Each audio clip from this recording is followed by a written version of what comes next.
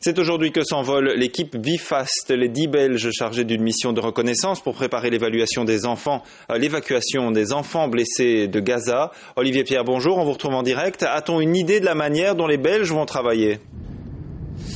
Oui, alors c'est le C-130 qui se trouve sur le tarmac actuellement qui décollera cet après-midi à destination de l'Égypte. Les militaires vont commencer d'un instant à l'autre à le charger de matériel médical, de médicaments et de 2 ambulances. Une dizaine de personnes vont embarquer cet après-midi donc à destination de l'Égypte et devraient arriver à 60 km de Gaza en fin de soirée. Et demain, ils devront s'insérer dans le convoi, dans le couloir humanitaire autorisé entre Gaza et l'Égypte. Alors c'est une première mission d'évaluation. Ils vont d'abord évaluer les besoins nécessaires et s'il le faut, les Belges prépareront l'évacuation d'enfants. Ils vont faire ça en collaboration avec la Croix-Rouge et le Croissant Rouge.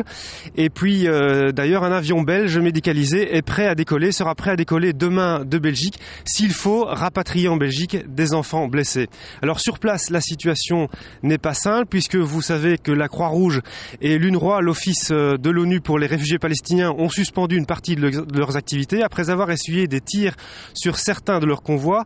Donc sur place, rien n'est gagné d'avance et c'est en partie pour ça que la mission des Belges aujourd'hui est d'abord une mission de reconnaissance, une mission d'évaluation.